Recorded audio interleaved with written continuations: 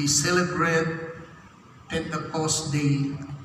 Kita akan merayakan, memperingati akan hari Pentakosta, di mana hari gereja lahir. Jadi 2-3 minggu yang sudah lewat, saya sampaikan kepada kita mengenai how important Holy Spirit to believers, bagaimana pentingnya Roh Kudus sebagai orang percaya. Lalu topik minggu yang lalu saya sampaikan the word of Holy Spirit, pekerjaan dari Roh Kudus. Dan kita semua telah tahu bahwa topik-topik itu disampaikan lalu kita melihat faedah, keuntungannya, gunanya daripada Roh Kudus buat gerejanya, buat orang percaya. Namun kalau kita ikut alur sejarah bahwa orang-orang yang pertama, para rasul itu menerima apa yang disebut kepenuhan dan baptisan Roh Kudus karena mereka telah mengalami everything must be changed, segala sesuatu harus berubah, yaitu murid-murid dilanda dengan ketakutan, harus dirubah, jangan takut. Murid-murid ada dalam kekhawatiran hidup, sehingga mereka lari ke pantai untuk kembali bukan kepada pekerjaan Tuhan, panggilan yang mulia, tapi kembali tangkap ikan, harus berubah untuk kembali kepada panggilan yang mulia. Mereka yang meragukan tentang Yesus, keraguannya harus diubah. Lalu mereka mengalami everything must be changed. Dengan demikian segala sesuatunya harus diubah, dan mereka menerima apa yang disebut dengan kepenuhan Roh Kudus. Dan tema umum kita di 2021 adalah everything must be changed. Itu berarti tema ini menggiring kita. Selain daripada memperingati hari pencurahan Roh Kudus, mulai dari tanggal 13 kita akan ada pada Ascension Day, kita akan kebaktian pada jam 7 pagi, hanya ada 1 kali kebaktian. Lalu tanggal 14, 10 hari ke depan, mulai kita memperingati apa yang disebut hari-hari penantian tentang pencurahan Roh Kudus. Dan 10 hari di depan itu bukan berarti kita menanti lagi Roh Kudus. Roh Kudus sudah dicurahkan 2000 tahun, 2000 years ago, in upper room in Jerusalem, di atas, di loteng atas di Yerusalem sudah dicurahkan Roh Kudus itu 2000 tahun yang lalu. Sekarang kalau kita memperingati, kita memiliki keyakinan bahwa kita menikmati pekerjaan Roh Kudus seperti murid-murid, dimulai dengan everything must be changed, segala harus berubah. Maka kita akan sama seperti murid-murid yang menikmati pencurahan lawatan Roh Kudus, dan akibat daripada pencurahan Roh Kudus yang memenuhi mereka, mereka menghasilkan yang terbaik, buah yang terbaik. Anda tahu, ulang-ulang kali saya sudah sampaikan, from 12 to 120, dari 12 murid menjadi 120 in upper room in Jerusalem, di loteng atas Jerusalem, become 3,000 people, the first church, menjadi 3.000 orang waktu Petrus berkhotbah dalam Kisah Para Rasul. Dan dalam pasal yang keempat, ayat yang keempat, Kisah Para Rasul, become 5,000 people, menjadi 5.000 buah, 5.000 jemaat. Itu karena dimulai dari everything must be changed. Jadi kalau terjadi perubahan dalam kehidupan kita, sebuah pembaharuan di dalam diri kita, pasti kita merayakan, memperingati hari pencurahan Roh Kudus. Kita akan menikmati pencurahan Roh Kudus. lalu kita semua akan produktif. Di dalam pekerjaan sekuler kita akan produktif. Dalam pekerjaan pengiringan akan Tuhan, kita akan produktif memberi hasil seperti ilustrasi yang disampaikan dengan tema sepanjang tahun ini. Nah, Bapak Ibu saudara-saudara yang saya kasih dalam Tuhan Yesus. Nah, sepanjang minggu yang sudah lewat itu saya berbicara tentang ini. Saya coba buat deskripsi kembali inti dari khotbah beberapa minggu ini, yaitu Roh Kudus adalah a helper or parakletos. Dia adalah seorang penolong atau parakletos. Di dalam Yohanes 14 ayat yang ke-16. Lalu yang kedua, Roh Kudus itu adalah roh kebenaran yang memimpin kita, the Spirit of Truth that guide us. Jadi Roh Kudus itu yang sudah kita dengar beberapa minggu dalam khotbah berturut-turut tentang Roh Kudus itu, kita melihat betapa hebat Roh Kudus, betapa baik Roh Kudus, betapa indah Roh Kudus bagi kita. Dan yang ketiga adalah Roh Kudus adalah roh penghibur. Ada di dalam Yohanes 14 ayat 26a dan Yohanes 15 ayat 26b a, yaitu roh penghibur, spirit of comfort. Jadi itu roh penghibur. Lalu yang keempat, roh yang mengajar. Dalam Yohanes 14 ayat 26b, the Spirit that teach us. Jadi Roh Kudus adalah pengajar yang baik, yang mengajar kita. Lalu yang berikutnya, Roh Kudus yang mengingatkan kita. Roh Kudus adalah Spirit to remind us, yang selalu mengingatkan kita. Lalu yang berikutnya, Roh Kudus adalah roh yang menginsafkan. That is Spirit where convince us. Jadi kita lihat deskripsi dari minggu-minggu yang sudah kita lewati, betapa baiknya Roh Kudus, betapa hebatnya Roh Kudus, betapa indahnya Roh Kudus. Anda bisa bayangkan, ia berstatus sebagai seorang penolong. Kalau bicara seorang penolong, bagi kita berarti kita harus jujur, tulus, terbuka bahwa kita tidak kuat, maka itu dikasih penolong. Di dalam bahasa Alkitab, dalam sekolah teologi, kita kenal dengan nama parakletos.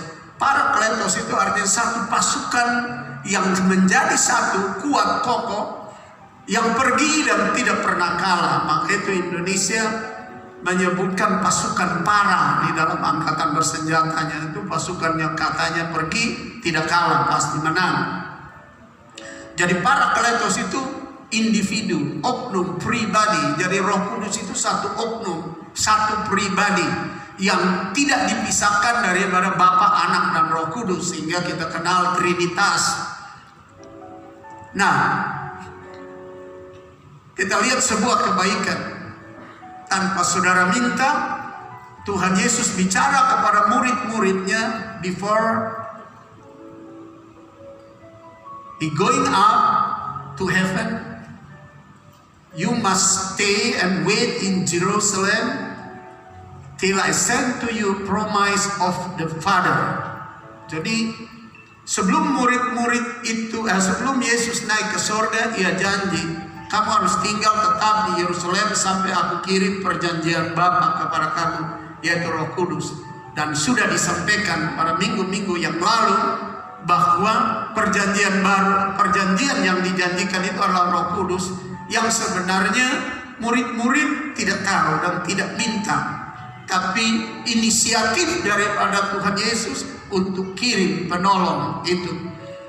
Betapa baiknya di saat orang tidak berdaya, lemah, membutuhkan pertolongan atau penolong tanpa dia dahulu memintanya, pihak yang lain memikirkannya. Betapa baik Roh Kudus, betapa baik Allah.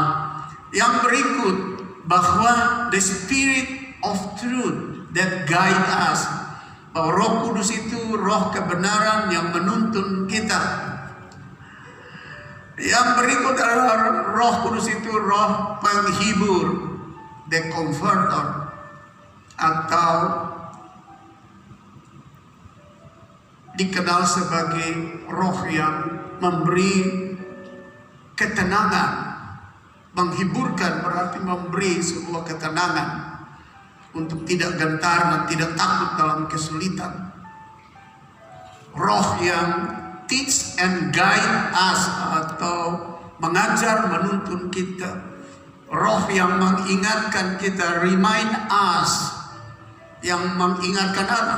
Oh, ini dosa, oh ini jalan salah, oh ini pergaulan buruk, oh ini harus menyembah Tuhan, oh harus angkat tangan, oh harus menyembah Dia, berdoa, berlutut. Dia kasih ingat. Oh harus memaafkan orang, oh harus mengampuni orang, oh harus tahu say sorry kepada sesama yang dimana kita telah melukai hati mereka. Menginsafkan kita tentang ada penghukuman ketika kita berbuat dosa. Menginsafkan kita ada sorga ketika kita jalan menurut jalan ya Tuhan. Jadi Roh Kudus itu segala-galanya. Di saat saudara tidak minta tolong, Dia bertindak sebagai penolong. Di saat saudara susah, Dia bertindak sebagai penghibur. Di saat saudara kehilangan arah hidup kebenaran dalam diri saudara, Dia memberi petunjuk tentang kebenaran. Di saat saudara meratap, menangis, susah karena banyak hal, mungkin kematian orang-orang yang Anda kasihi, atau kekurangan, atau belum dapat pekerjaan, atau dibully oleh orang di sekitarmu dan Anda sedih. Roh Kudus tanpa Anda minta, Dia akan berupaya menghibur. Lalu kalau saudara dan saya bodoh, tidak mengerti apa-apa, Dia bertindak as a teacher, teach us every hour. Dia bertindak sebagai guru, mengajar kita setiap saat untuk supaya kita jangan bodoh. Sehingga ada firman Tuhan yang berkata, kamu jangan bodoh, jadilah bijak, begitu. Sehingga kita tidak menjadi orang-orang yang kalap melakukan sesuatu yang tidak menyenangkan Tuhan dan sesama. Lalu kalau kita malas ke gereja, atau malas berdoa, atau kita malas menyembah, malas membaca Alkitab, malas berbuat baik, He remind us and lead us, guide us to do good thing in our life. Dia mengingatkan kita untuk melakukan hal-hal yang baik di dalam hidup kita. Sebab kita tidak tahu how many years we still stand before God on the earth. Sebab kita tidak tahu masih berapa lama kita berdiri di hadapan Tuhan di atas bumi ini. Our time is very short. Waktu kita sangat pendek di atas bumi ini. Oleh karena itu, kalau Dia mengajar kita dengan tujuan supaya kita menjadi cerdas,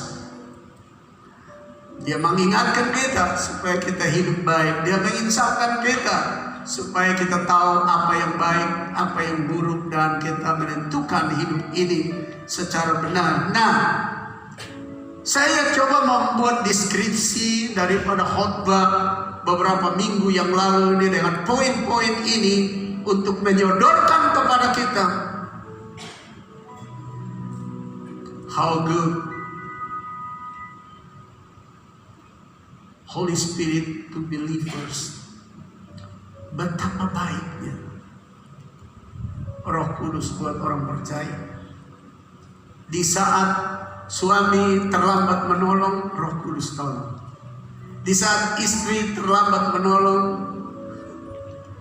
Roh Kudus lebih dahulu menolong. Di saat pacar terlambat menolong, Roh Kudus lebih dahulu menolong.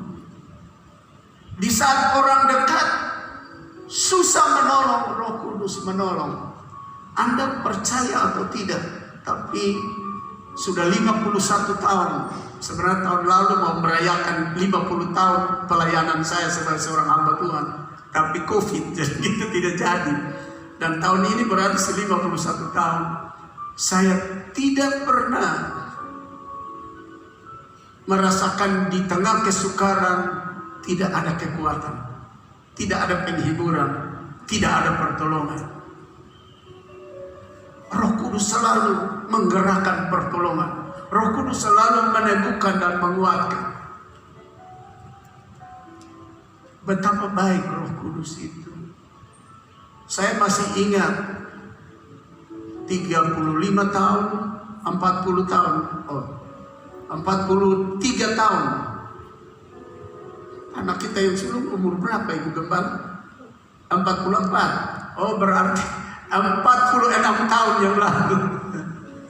Jadi hitung dari anak sulung saja. Saya bikin KKR di Tanjung Selor, Kalimantan Timur. Dan waktu KKR itu luar biasa karena banyak orang dari kampung tetangga dengan perahu, dengan speedboat, dengan ketinting lewat itu sungai Kayan itu. Mereka turun dari kampung-kampung sampai Tanjung Selor itu hampir-hampir tidak ada tempat di lapangan karena manusia membludak datang. Dan ada banyak orang menyerahkan hidup kepada Tuhan. Di antaranya berapa banyak orang sepupu kami yang baru pulang dari Timur Tengah dengan punya jabatan orang istimewa dari Timur Tengah. Mereka menyerahkan hidup kepada Tuhan. Lalu iblis tidak senang, lalu saya ditangkap waktu itu. Saya ditangkap, lalu diperhadapkan ke pemerintah waktu itu. Dan waktu itu Kodim di tempat itu, Komandan Kodim yang tahan saya di kantor Kodim. Anda tahu, waktu saya menghadap dia, saya duduk di sana, dia duduk sini, dia angkat pistol, dia banting di meja. Sebuah pukulan psikologis yang cukup mengguncangkan saya. Lalu dia berkata, hentikan perkataanmu pada hari ini yang mengatakan bahwa tidak ada nama lain yang dikaruniakan di kolong langit ini yang kepadanya orang percaya dan beroleh selamat, yaitu Yesus. Stop bicara itu. Kalau engkau tidak stop, dia banting pistol, tak di atas meja. Ini menjadi bagian. Waduh, Anda tahu, secara manusia kan saya gentar, tapi Roh Kudus menguatkan saya. Bisik di hati saya, lu tak usah layani sama dia. Nanti saya yang berbicara. Saya dengar suara itu begitu lembut. Lalu tidak lama Roh Kudus berbicara kepada saya dan saya bicara kepada dia. Saya bilang, Pak Komandan Kodim, saya tidak bisa berhenti bicara tentang nama itu kecuali Alkitab saya yang sah di negara Republik Indonesia ini yang memuat ayat itu dia hilangkan dari Republik ini. Selama Alkitab saya, kitab suci saya menulis tentang itu, saya akan bicara terus mengenai hal itu, bahwa hanya nama Yesus, tidak ada nama lain dan tidak ada nama nabi lain yang menyelamatkan. Dia obrak-abrik meja itu sampai pistolnya jatuh, dia masuk ke dalam, dia keluar mondar-mandir begini, tidak ada suara. Roh Kudus tolong saya bisa menjawab, bisa ngomong dengan baik, dan akhirnya dia tidak bisa bicara apa-apa. Dia serahkan saya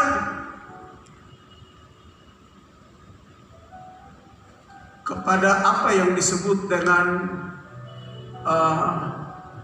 Wadah Pakem namanya. Itu di mana ada bupati, ada semua teras atas dari kabupaten itu untuk mengadili saya. Jaksa, hakimnya, segala macam duduk kumpul, saya diserahkan dan diadili. Dan saudara tahu, Roh Kudus bicara di hati saya, engkau tenang saja, memang secara daging engkau gentar dan takut, tapi nanti aku yang berbicara dan aku suruh engkau bicara, engkau bicara. Selama mereka ngomong engkau diam saja, ya saya diam saja.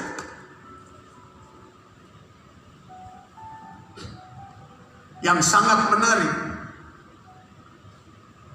setelah semua membuat kesimpulan bahwa saya harus dipenjarakan, buat keputusan di pengadilan bahwa saya melanggar aturan-aturan,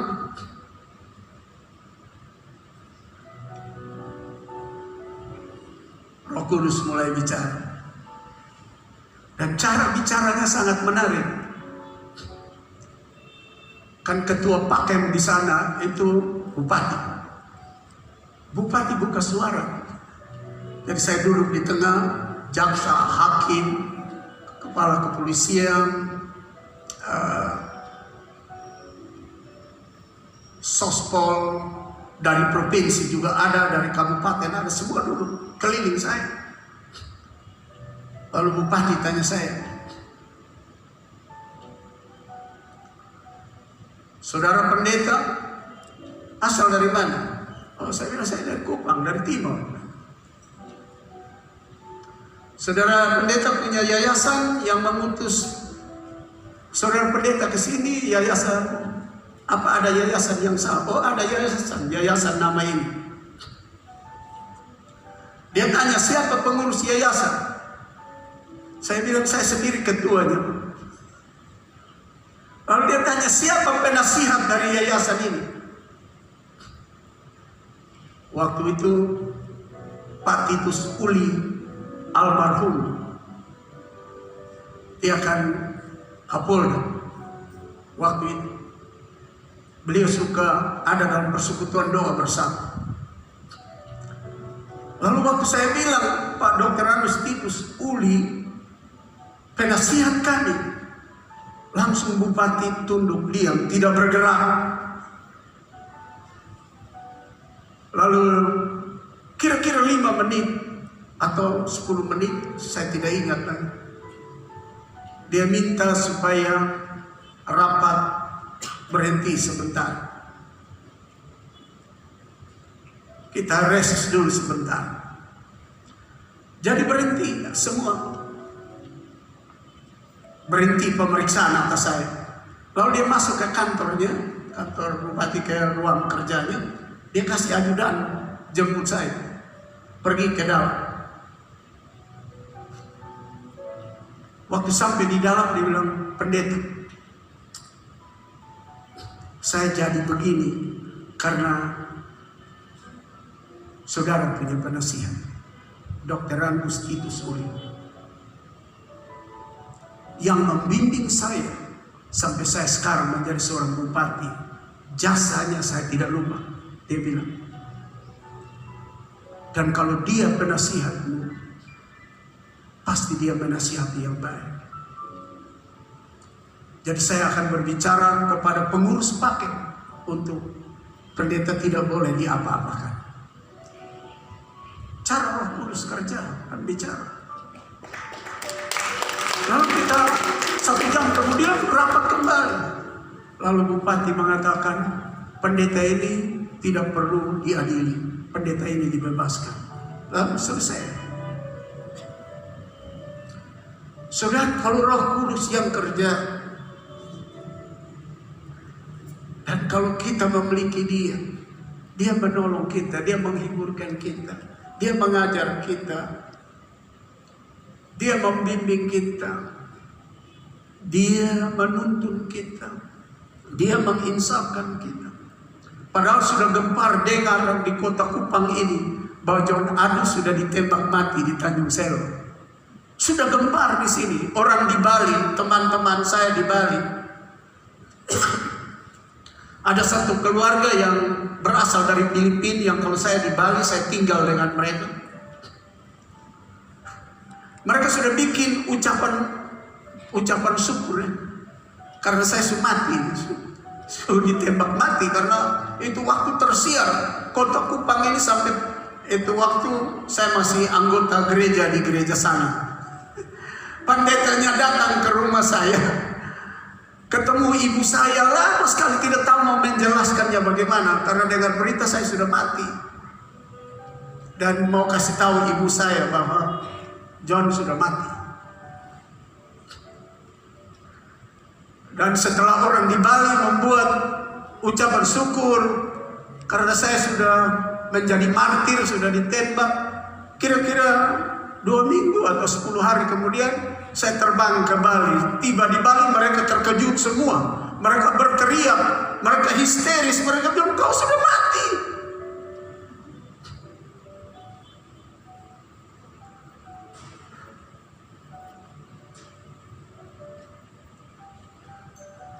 Roh Kudus itu begitu baik.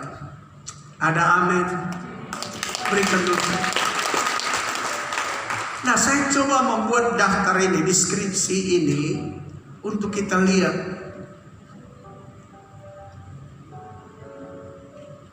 bagaimana baiknya Roh Kudus buat kita.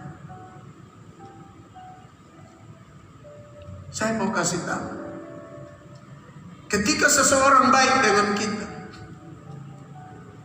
lalu kita balas yang jahat kepada dia, seluruh orang akan berkata, ini manusia yang balas air susu dengan tuba.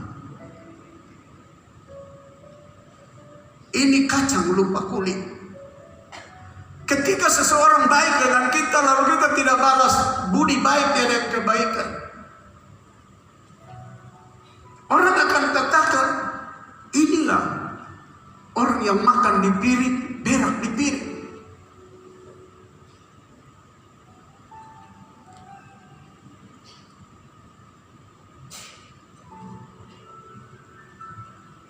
Saya mau cerita singkat. Pernah ada seorang yang sangat baik buat saya dalam sejarah hidup saya. Waktu ayah saya meninggal dan kami hidup melarat, miskin, susah.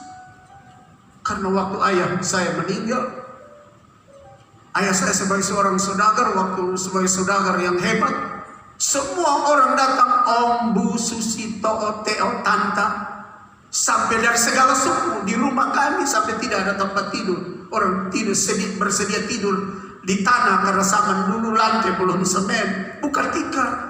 Karena ayah saya lagi naik daun, tapi waktu dia meninggal, semua hilang. Yang berteriak, Om, Tante, Bu, Susi, Teo, Tanta, apalagi To'o, semua hilang. Jadi sebab mereka pikir mereka datang mau dapat apa di situ lagi, yang harap dapat apa sudah mati. Kami sulit, menderita. Satu waktu permulaan kantor KBN pindah dari Singaraja ke Kupang. Itu tahun 70-an kalau tidak salah. Saya masih remaja, tapi sudah harus bersikap sebagai ayah.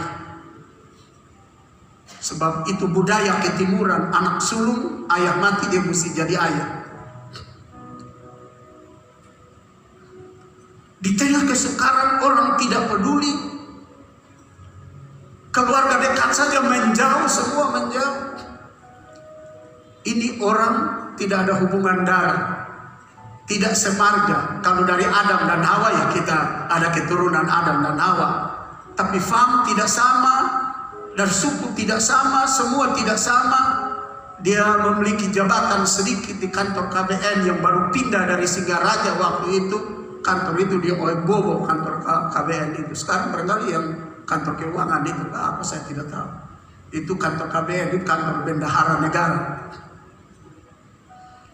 Satu waktu dia panggil saya ke rumahnya di perumahan yang di Oi Bobo, itu waktu perubahan masih sedikit sekali di belakang kantor LAJR di sana.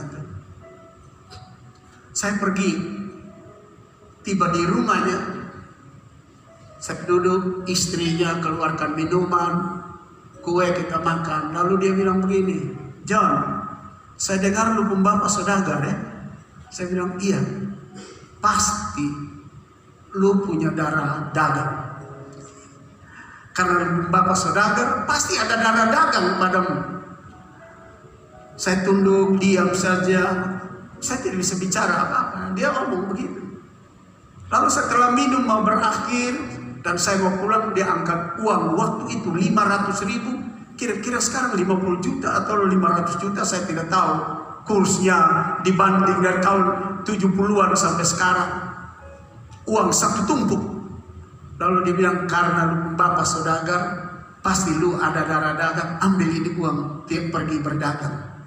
Di saat orang lain tidak peduli, ada orang yang saya tidak terlalu kenal, bahkan tidak ada hubungan darah, tidak ada hubungan famili, mereka baru pindah dari Singaraja di situ, kasih uang begitu banyak. Cerita singkatnya, saya ambil itu uang, lalu saya mulai berdagang. Waktu itu kan saya masih pendek-pendek ya. Sekarang sudah sedikit tinggi. Apalagi berdiri di state di sini tinggi, lebih dari saudara. Uang itu tidak bisa masuk di saku, jadi saya pakai kain, ikat di pinggang, kasih masuk itu uang semua sini. Saya pergi ke Camplong Saman itu, kendaraan sulit, yang ada proyek Lombo Plan. Proyek Lombo Plan itu proyek bantuan internasional untuk Timor, untuk NTT dalam pekerjaan jalan dan lain-lain, punya truk. Jadi kita pergi ke Camplong naik truk Lombok Plan. Saya turun di sana jalan kaki menuju ke Fatuleu, dan Fatuleu ke Taimaman, tembus ke Timau, beli sapi, kumpul, lalu kasih orang menggembalakan datang di Kupang, lalu saya jual. Di atas kertas hitung-hitung, wih ini 500 juta, ini semua naik 500, kira-kira naik sekitar keuntungan sekitar 20-30% ini. Hitung-hitung di atas kertas. Sudah jual habis, pergi ke Bangun beli sapi di Bangun, sewa banyak orang, tarik puluhan bahkan hampir ratusan ekor sapi turun di Kupang, jual lagi, hitung-hitung, untung banyak. 1 bulan pertama saya coba kumpul semua uang, hitung kembali, pikir senang, untung. Tak tahu hitung-hitung, kok tetap 500.000. Tidak ada untung-untung. Bulan kedua juga begitu, bulan ketiga juga begitu. Hitung-hitung, kok tidak pernah naik-naik ini uang. Lalu saya berpikir, jangan sampai orang punya uang ini habis, lalu saya dimasuk dalam penjara. Lebih baik saya ambil ini uang yang masih utuh 500.000 ini, saya bawa pulang kepada ini orang. Saya pergi kepada orang ini. Dari satu sore saya pergi, saya bawa ini uang. Saya bilang, Bu, ternyata beta sudah ada darah dagang. Dagang bulan pertama, kedua, ketiga 500.000, tetap ini daripada ini uang hilang, beta bawa kembali. Ini beta serahkan utuh kembali kepada Bu. Tidak, saya tidak berani berdagang lagi sebab ternyata saya tidak ada karbunya dagang. Ini orang, dia lihat saya, matanya berkaca-kaca. Kita omong sana sini, lalu dia bilang sama saya, dia bungkus itu uang, taruh di satu kantong besar, lalu dia bilang, John, ambil ini uang, beta serahkan sama lu. Mau untung, mau rugi, mau hilang, mau habis, tapi beta putuskan serahkan kepada lu, untuk lu pakai buat dukung hidup dan dukung adik-adik dan dukung mama. Saya terkejut. Keluarga tidak taruh perhatian, orang lain taruh perhatian. Tidak ada hubungan darah, tidak semarga, tidak sesuku. Saya ambil uang itu dengan sangat berat, saya pulang. saya kasih tahu mama saya yang soal almarhum. Saya bilang, ini orang saya mau terima kembali ini uang DVD serahkan. Jadi lu mau pakai bikin apa saja beta serahkan. Karena beta merasa beta perlu kasih sama musuh. Lalu mulai dalam beta punya hati, in my heart, I make decision.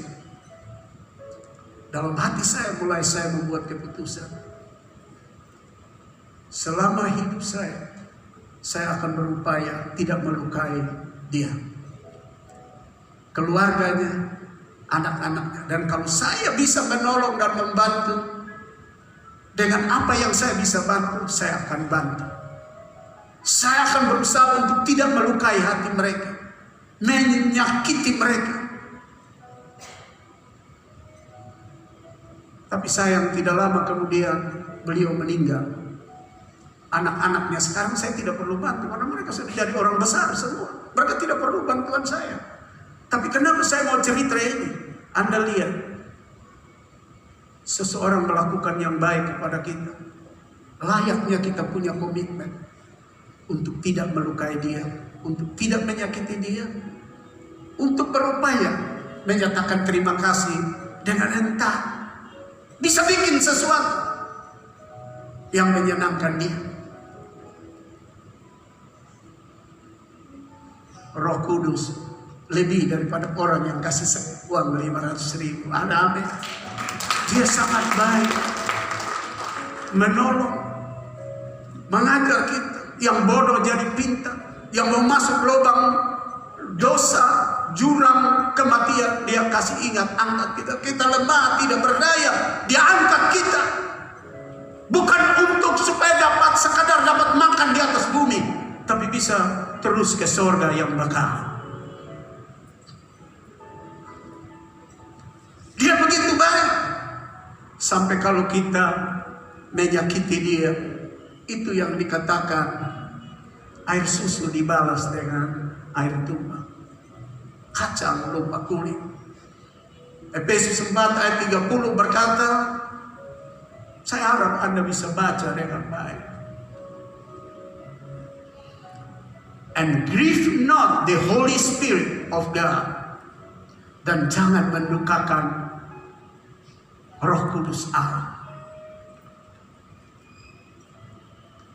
Where you are sealed, di mana engkau sudah dimateraikan menjelang the day of redemption, pada hari penyelamatan itu.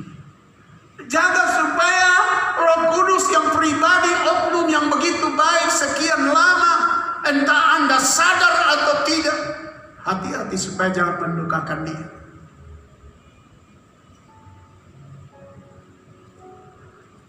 Saya saja orang bantu, saya berkomitmen.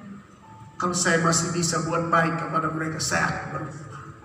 Kalau saya masih bisa tidak melukai hati mereka dan menyakiti mereka, saya akan melakukan itu. Saya akan hormat keluarga mereka. Kalau saya bisa serahkan diri saya untuk mungkin buat sesuatu di dalam kegiatan mereka, saya mau lakukan. Karena dia telah melakukan yang baik di tengah saya tidak ada harapan hidup. Roh Kudus jauh lebih daripada itu. Di saat kita tidak tahu jalan kekudusan, jalan kesucian, jalan pertobatan, mengasihi Tuhan, dia kasih ingat, dia tolong, dia tuntun, dan dia sadarkan kita supaya kita dapat Allah yang hidup itu, supaya kita selamat. Ada amin. Berikan sanjungan bagi kita.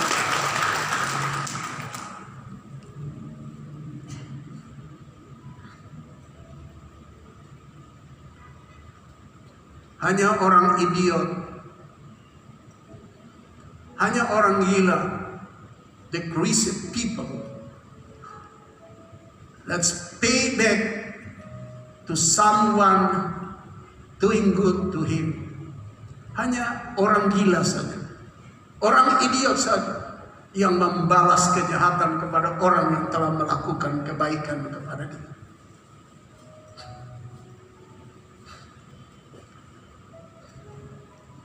Ketika kita mendukakan Roh Kudus yang sudah melakukan pekerjaan yang terbaik dalam hidup kita,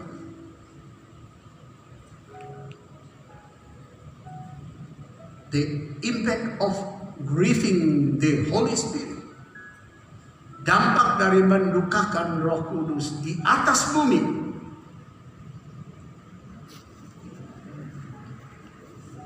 di dunia, Tuhan berubah menjadi musuh mereka.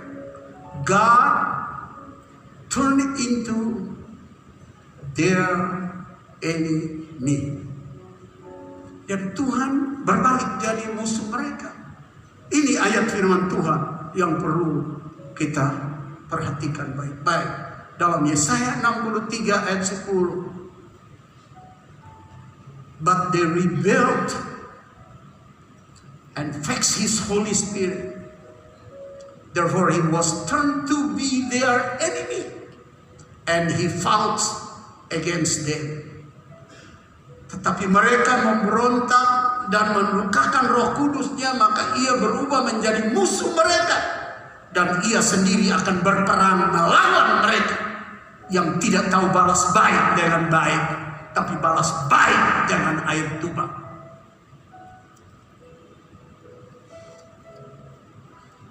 Bapa di sorga sudah buat yang terbaik bagi kita. Kirim anaknya. Anaknya buat yang terbaik, mati di salib untuk tebus kita. Bapa dan anaknya mengirim Roh Kudus untuk kita supaya kita jangan sesat. Semua serba terbaik. Lalu kepada Dia, Bapa, Anak dan Roh Kudus, khususnya di zaman ini adalah zaman Roh Kudus. Kita tidak balas baik dan menyenangkan Roh Kudus, Ia akan bangkit menjadi musuh dan melawan kita. Yang bangkit menjadi musuh dan melawan kita adalah pemilik sumber berkat, pemilik damai sejahtera, pemilik berkat, pemilik segala sesuatu menurut Psalm chapter 24 verse 1, menurut Mazmur 24 ayat 1. All things in the and on the earth that Jesus, that God, that Holy Spirit is. Semua yang ada di dalam dunia adalah milik Bapa, milik Anak, milik Roh Kudus. Tidak ada satupun yang tidak dimiliki oleh Sang Halik. Nah, kalau Dia sudah jadi musuh terhadap kita, lu berdoa banting tulang juga tidak akan dijawab. Engkau berjuang berusaha juga tidak akan berhasil. Sekolah juga mungkin tamat S1 S2 tapi jadi orang yang keleleran. Sebab firman Tuhan bilang kalau kita melawan Roh Kudus, Ia berubah menjadi musuh kita dan Dia berperang melawan kita. Dia menghambat seluruh perjalanan kehidupan kita.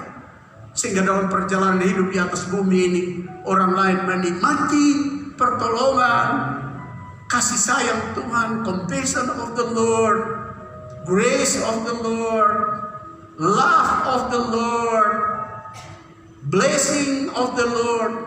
We cannot receive anything from all things. Orang menikmati berkat damai sejahtera dari Tuhan, kita tidak menikmati apa.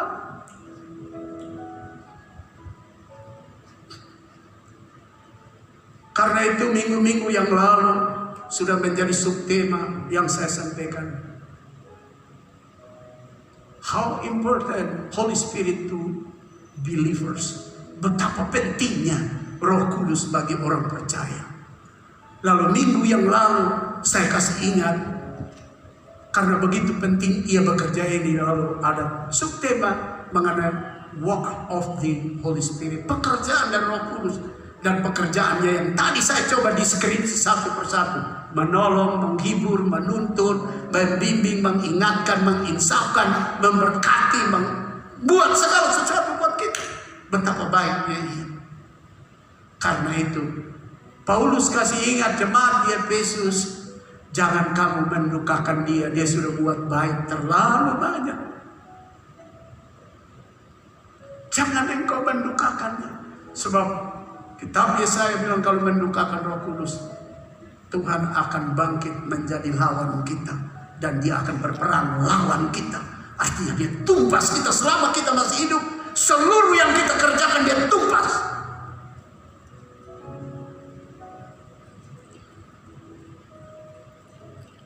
Sebab ia melakukan baik sebelum kita minta untuk sesuatu yang baik buat diri kita. Dia mengasihi kita bukan karena kita dahulu mengasihi dia. Dia mengasihi kita lebih dahulu. Lalu ia mengajar kita supaya tahu berterima kasih tentang kasihnya.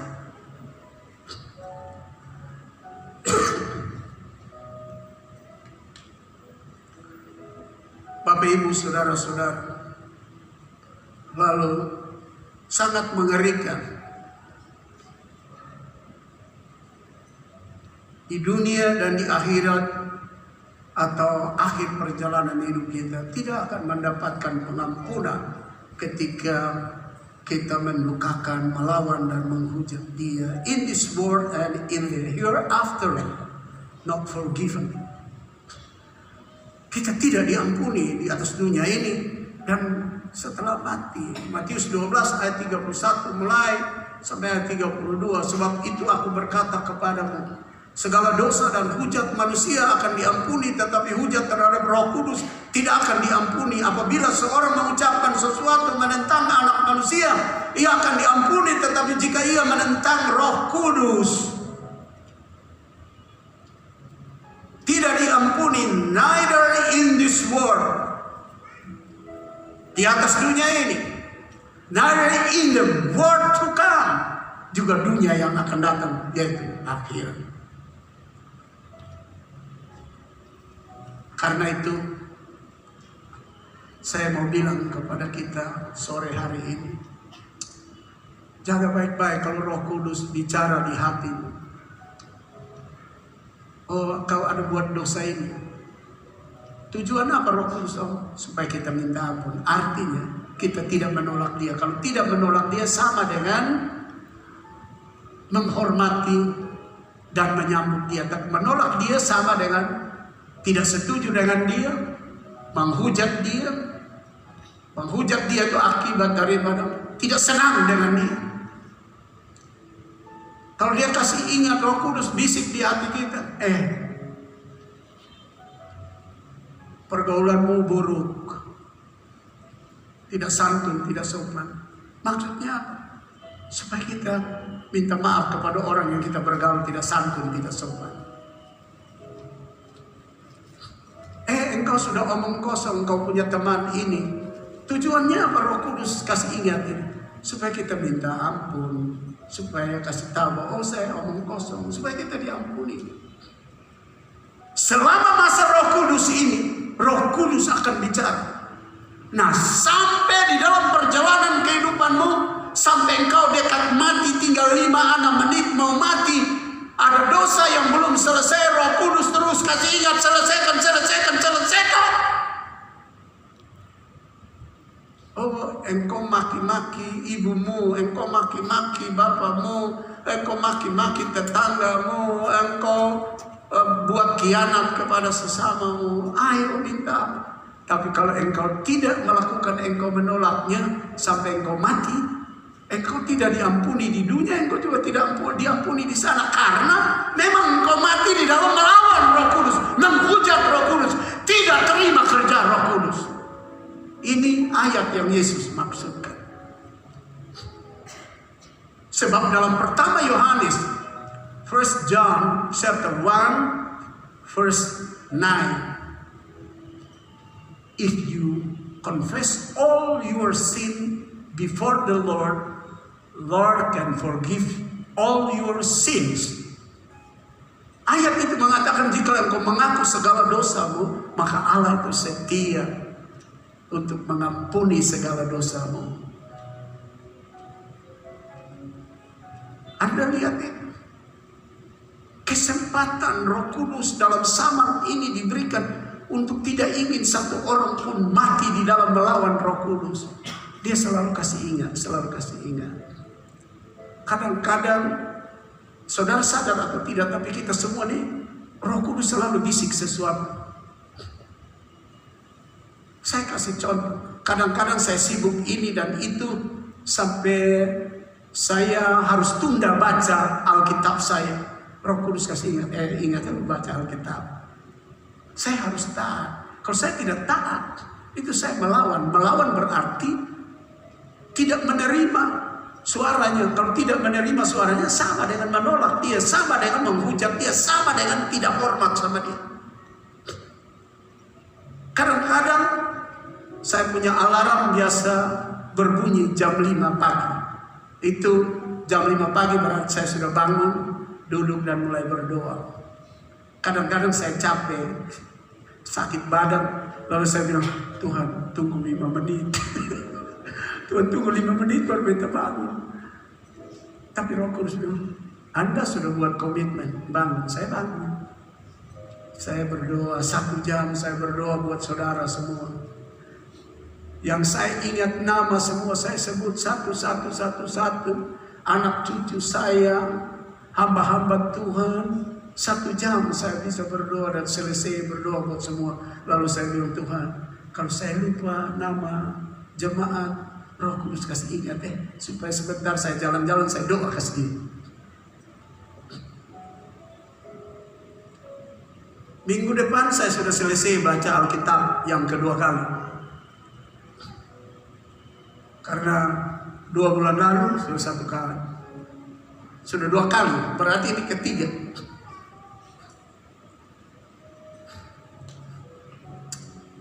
Bapak Ibu saudara-saudara, mari kita menyenangkan individu dan pribadi yang terbaik ini punya hati.